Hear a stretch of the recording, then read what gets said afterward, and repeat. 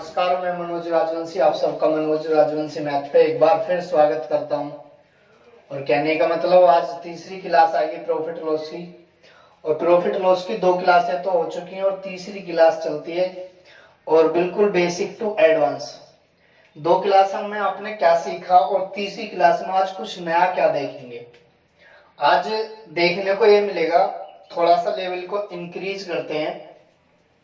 जैसे कि एक व्यक्ति मार्केट जाता है, और मार्केट जाता है तो वो कुछ खरीदता है, और कुछ भी खरीद सकता है, संतरे या कुछ भी, लेकिन वो अब जो खरीदेगा वो किलो के रेट में नहीं खरीदेगा, अब वो खरीदेगा क्वांटिटी के हिसाब में। कहने का मतलब जैसे कि सपोज करो एक व्यक्ति मार्केटिंग करने गया और उसने क्या देखा, उसने ये पाया कि 3 रुपए के 4 सेब मिल रहे हैं, तो इसका मतलब हम ये कह सकते हैं कि एक व्यक्ति ने 3 रुपए की 4 की दर से संतरे खरीदे, या सेब, कुछ भी मान सकते हैं। तो आप इस तरीके के आज बिल्कुल बेसिक टू एडवांस सारे क्वेश्चन कर पाएंगे, और यहाँ से क्वेश्चन 100% बनता है एग्जाम में। ठीक है, समझ लो बात को नहीं। अब जैसे कि मैं अगर आपसे बात करूं कि एक व्यक्ति जाता है मार्केट करने और वह 3 रुपए के 4 की दर से संतरे खरीदता है, 3 रुपए के 4 की दर से संतरे खरीदता है। अब मुझे एक बात बताइए, जब उसने ये खरीदे तो फिर इन्हें आएगा और फिर इन्हें बेचेगा भी, फिर उन्हें वो किसी रेट पे फिर बेचता है, कहने का मतलब 4 रुपए के 3 की दर से। अब आप इसमें ये देख रहे होंगे कि 3 रुपए के 4 की दर से उसने वो संतरे खरीदे और 4 रुपए के 3 की दर से फिर उसने उनको बेच दिया। अब आपने यहां से क्या जाना, अब आपने यहां से यह जाना कि जब वो बंदा मार्केट गया तो उसने 3 रुपए के 4 की दर से संतरे खरीदे। बस आपको ये पता है कि 3 रुपए के 4 की दर से, आपको ये नहीं पता कि कितने संतरे खरीदे, ठीक है, और नहीं आपको ये पता कि कितने रुपए में खरीदे। बस आपको ये पता है उसने कुछ संतरे खरीदे थे, और कुछ का मतलब पता नहीं कितने हो सकते हैं, लेकिन खरीदे थे उसने 3 रुपए के 4 की दर से। कोई डाउट? और फिर वह उन्हें बेच देता है 4 रुपए के 3 की दर से। और जैसे ही बेचा, अब आप देख रहे होंगे जब 3 के 4 खरीद रहा है, यानी ज्यादा खरीद रहा है लेकिन ज्यादा रेटों में कम दे रहा है, तो इसका मतलब उसे प्रॉफिट होगा। अब इस तरीके के तमाम तरीके का क्वेश्चन करेंगे, और बिल्कुल बेसिक टू एडवांस। अब इसमें व्यक्ति को प्रॉफिट भी हो सकता है और व्यक्ति लॉस में भी हो सकता है। एक केस और हो सकता है, तीसरा केस वो बराबर में भी हो सकता है, इक्वल में, बिल्कुल समझ रहे बात को नहीं। और ये तीनों स्थिति हो जाती है, लेकिन एग्जाम में जो क्वेश्चन बनेगा वो यहां से बनेगा, या तो उसे प्रॉफिट होगा या उसे लॉस होगा। बात समझ रहे? इसकी बहुत कम चांस होते हैं इसके बनने, लेकिन अभी तक एग्जाम ने जो देखे हैं यहां से देखे हैं क्वेश्चन। बात समझ रहे नहीं? तो चलते हैं क्वेश्चन की तरफ, आगे क्वेश्चन को डील करते हैं किस तरीके के। देखिए क्वेश्चन है बिल्कुल बेस लेवल का, और इस तरीके के जितने भी क्वेश्चन होंगे आपके बिल्कुल बेसिक टू एडवांस पढ़ाया जाएगा। यानी कहने का मतलब एग्जाम में जो भी क्वेश्चन आएगा इससे ऐसे लेवल से बाहर नहीं जाएगा। बात समझ रहे नहीं? तो बिल्कुल बेस को देखें, क्वेश्चन क्या कहता है, 10 रुपए के 5 की दर से खरीदता है, यानी 10 रुपए के 5। फिर क्या करता है, वो मार्केट जाता है, 10 रुपए के 5 की दर से संतरे खरीद के ले आता है। आप मुझे एक बात बताइए, कितने संतरे खरीदे होंगे, तो आप यहां से नहीं बता सकते। और जैसे ही आप नहीं बता सकते कि कितने संतरे खरीदे उसने, तो आप ये भी नहीं बता सकते कि कितने रुपए में खरीदे होंगे। बात समझ रहे नहीं? बस आपको एक ही बात का पता है कि 10 रुपए के 5 की दर से उसने खरीदे। फिर वो मार्केट से आया और घर पे आके उसने बेचा, 15 रुपए के 6 की दर से उसने बेच दिया। तो आपने क्या देखा, 15 रुपए के 6 की दर से बेच दिया। तो आपको क्वेश्चन ये डील कैसे करना है, सॉर्ट आउट कैसे करना है, ध्यान से समझें। जब इसकी और इसमें मल्टीप्लाई करेंगे तो 10 6 60, और 60 जो निकल के आएगा ये आपका कॉस्ट प्राइस आएगा। और कॉस्ट प्राइस का मतलब, कहने का मतलब 60 रुपए में वो संतरे खरीदे थे, और 15 पंजे 75, और 75 में जो होगा वो क्या होगा, सेलिंग प्राइस। अब इसको ध्यान से देखें, इसका मतलब क्या है, जब आप पहले वाले की गुणा इसमें करेंगे तो आपका जो निकल के आएगा वो कॉस्ट प्राइस आएगा निकल के, यानी क्रय मूल्य। और जब आप इसकी मल्टीप्लाई इसमें करेंगे तो आपका निकल के आएगा सेलिंग प्राइस। अब 60 रुपए का सामान को 75 में बेच रहा है, तो सीधी सी बात है उसको प्रॉफिट हो रहा है। बात समझे? अब यहां से आप निकाल सकते हैं, और आपको मैंने मेथड बताए 2। एक तो आप रेशो से भी निकाल सकते हैं और आप डायरेक्टली भी निकाल सकते हैं। कैसे निकाल सकते हैं कि 15 रुपए का प्रॉफिट हुआ बटे किससे हुआ, 60 से गुणा 100। 15 चौका 60 और 4 से 25%। कोई डाउट? लेकिन मैंने आपको एक बात बताई थी कि हम जो काम करेंगे हम रेशो पे काम करेंगे। और रेशो पे आप काम कैसे कर सकते हैं कि 15 से काट लें, 15 चौका 60, 15 पंजे 75, 4 यूनिट का सामान 5 यूनिट में बिच रहा है, तो इसका मतलब 1 यूनिट का प्रॉफिट हो रहा है किससे, 4 से और गुणा 100, यानी कितने परसेंट, 25%। कोई डाउट? आगे चलें तो दूसरा क्वेश्चन इसी लेवल पे है। क्वेश्चन क्या है कि एक फल विक्रेता ने टॉफियां 1 रुपए की 2 की दर से खरीदी, 1 रुपए की 2 की दर से टॉफी खरीदता है तथा 2 रुपए की 10 की दर से बेच देता है, यानी 2 रुपए के 10 की दर से उन्हें बेच देता है। तो इसमें क्या होगा? तो मैंने आपको क्या बताया था, मैंने आपको यह बताया था कि पहले वाले की और इसकी इसमें गुणा कर दें। तो 1 की जब आप 10 में करेंगे तो 1 धम 10, और जब 2 की 2 में करेंगे तो आपका जवाब होगा 2 दूनी 4। तो आपने क्या देखा, आपने यहां से ये देखा कि यहां से जो निकल के आएगा आपका कॉस्ट प्राइस निकल के आएगा, और कॉस्ट प्राइस कितना आ चुका है आपका, तो आपका जवाब होगा 10। लेकिन आपका सेलिंग प्राइस कितना आ चुका है, तो आपका जवाब होगा 4। और बस आप यहां से बता सकते हैं कि 10 रुपए का सामान 4 रुपए में बिक रहा है, तो इसका मतलब उसको जो हो रहा है लॉस हो रहा है, कहने का मतलब हानि हो रही है। और कितने रुपए की हो रही है, तो 6 रुपए की हानि हो रही है। और कैलकुलेट किसे मान के करेंगे, तो आपका जवाब होगा कॉस्ट प्राइस को। और 6 बटे 10 गुणा 100, 2 पंजे 10, 2 तिया 6, 5 से कितने टाइम कटेगा, तो आपका जवाब होगा 20 बार, और 20 तिया 60। तो इसका मतलब स्पष्ट हमें यह हो चुका है कि 60% जो हुई उसको हानि हुई। बात समझे? या आप यहां से डायरेक्टली ये भी बता सकते हैं, इनका रेशो बनाइए कि 2 पंजे 10, 2 दूनी 4, यानी कितने यूनिट का लॉस हो रहा है, 3 यूनिट का। किससे? 5 से गुणा 100। 5 से कितने टाइम, 20, और 20 दिया 60, यानी 60% उसे कितना क्या हुआ, लॉस हुआ। कोई डाउट? आगे चलते हैं। तो आइए, क्वेश्चन थोड़ा सा लेवल अब की बार इंक्रीज हुआ है। और लेवल क्या कहता है कि एक दुकानदार कुछ अंडे खरीदता है 15 रुपए प्रति दर्जन की दर से, और उतने ही अंडे 10 रुपए प्रति दर्जन की दर से खरीदता है। इन सबको 14 रुपए प्रति दर्जन की दर से बेचकर 60 रुपए का प्रॉफिट होता है। इसकी कथा सुनिए, क्या है। एक व्यक्ति है और वो मार्केट जाता है, और मार्केट जैसे ही जाता है तो 15 रुपए प्रति दर्जन की दर से वो अंडे खरीदता है एक दुकान पे से। समझे बात को? फिर वो थोड़ा सा आगे बढ़ा, और जैसे ही आगे बढ़ा उसको कुछ और सस्ते मिले, 10 रुपए प्रति दर्जन की दर से उसे कुछ और अंडे मिले। उसने दोनों क्वालिटी के अंडे खरीद लिए। फिर वो घर पे आता है, और घर पे आने के बाद फिर वो मार्केटिंग करता है अपनी, और क्या करता है, वो 14 रुपए प्रति दर्जन की दर से बेच देता है। यानी दोनों क्वालिटी की खरीद के लाया था और उनको उसने मिक्स किया, और फिर किस रेट से बेचा उसने, 14 रुपए प्रति दर्जन। यानी जो महंगे थे और सस्ते थे दोनों को मिला के उसने 14 रुपए प्रति दर्जन की दर से बेचा, और 60 रुपए का उसे प्रॉफिट हुआ। तो उसने कुल कितने अंडे खरीदे? तो क्वेश्चन कैसा होगा, ध्यान से समझे। यानी 15 रुपए के 1 दर्जन उसने खरीदे, और 10 रुपए के फिर 1 और दर्जन खरीदे। तो मैं ये कह सकता हूं कि 25 रुपए के 2 दर्जन खरीदे। हाँ कि ना? आप कुछ भी कह सकते हैं, आप ये मान सकते हैं कि 30 रुपए में 2 दर्जन, तब भी बात एक ही पड़ेगी। फिर क्या कहता है, इन सबको 14 रुपए प्रति दर्जन के हिसाब से वो बेच देता है। तो यहां से आप क्या सीखेंगे, यहां से आप ये सीखेंगे, जब इसने 25 रुपए के 2 दर्जन खरीदे और 14 रुपए के 1 दर्जन बेचे, तो इसका मतलब जब 2 दर्जन खरीदे थे तो इसको 2 दर्जन ही बेचने पड़ेंगे, तब जाके इसे 60 रुपए का क्या होगा आपका प्रॉफिट। बात समझे? तो इसका मतलब हमें 2 दर्जन बनाने के लिए 2 की गुणा करें। तो क्या मैं ये कह सकता हूं कि 25 रुपए के 2 दर्जन खरीदे थे और 28 रुपए के 2 दर्जन बेचे, तो इसका मतलब कितने रुपए का प्रॉफिट हुआ? तो आपका जवाब होगा 3 रुपए का प्रॉफिट हुआ। लेकिन सवाल कितना कहता है, तो सवाल कहता है 60 रुपए।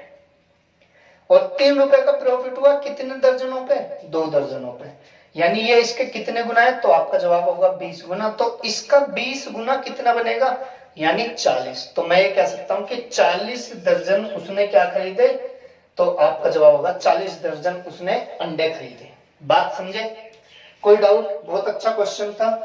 तो आगे लेके चलता हूं मैं थोड़ा सा।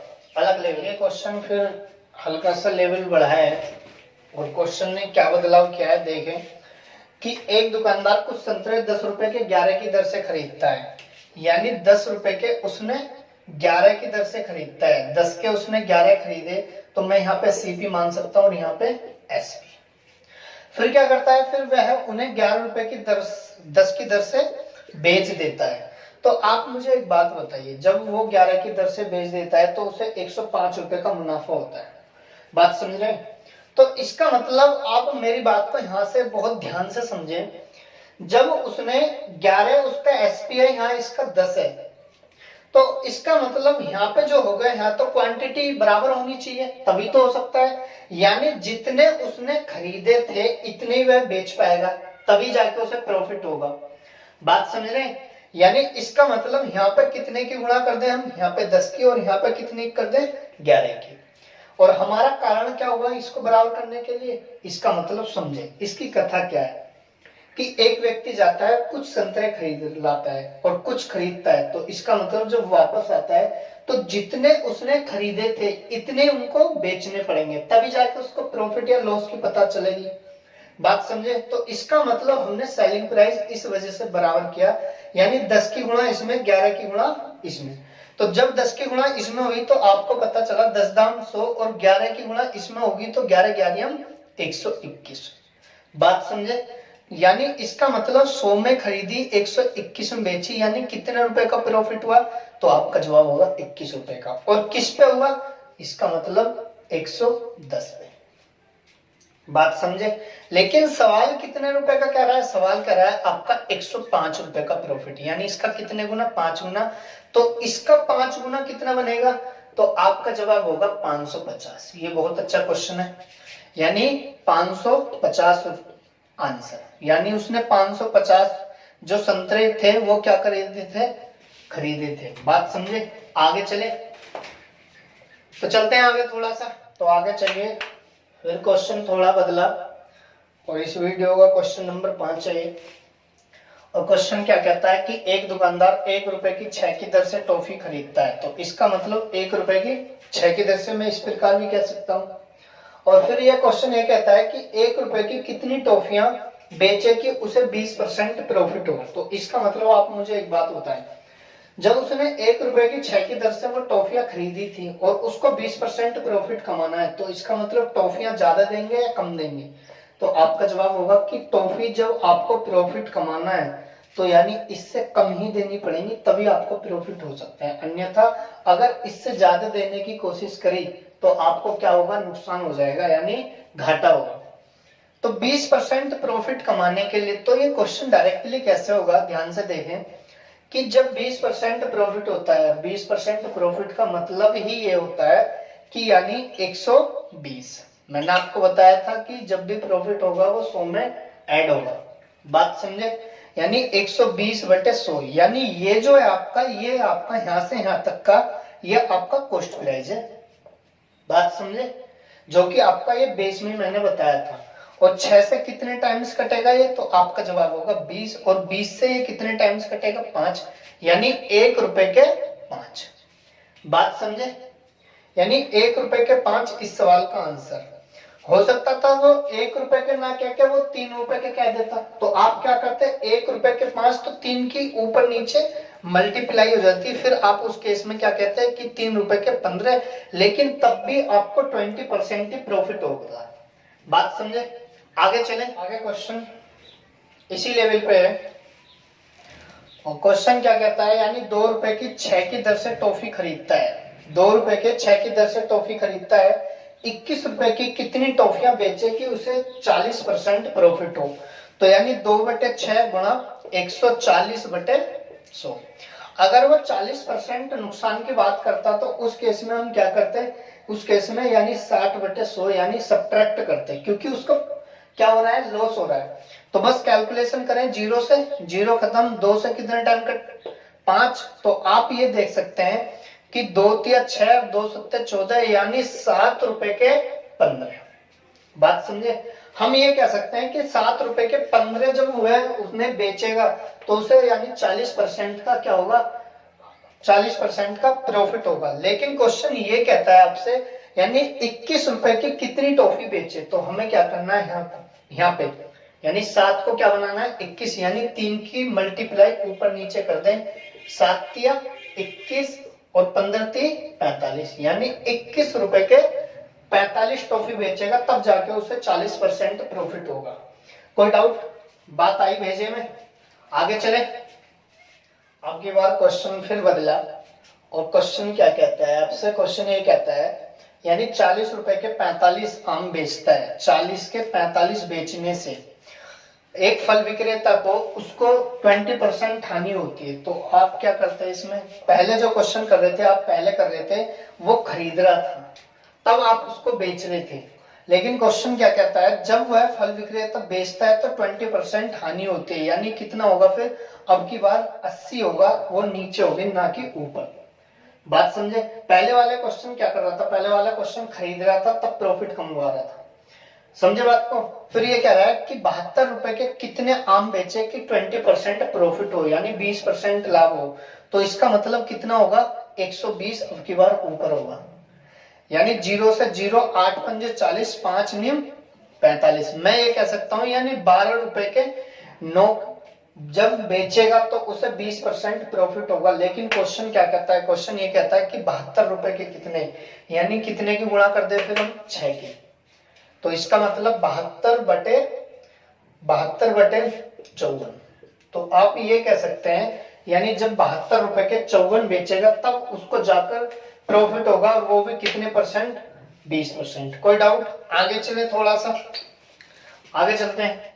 ये क्वेश्चन फिर बदला है थोड़ा, और क्वेश्चन ने फिर बदलाव लिया है, थोड़ा सा लेवल बढ़ा है। और क्वेश्चन क्या कहता है, एक दुकानदार 1 रुपए की 2 की दर से कुछ संतरे खरीदता है, यानी 1 रुपए के 2 की दर से खरीदता है, तथा उतने ही संतरे 2 रुपए के 3 की दर से संतरे खरीदता है।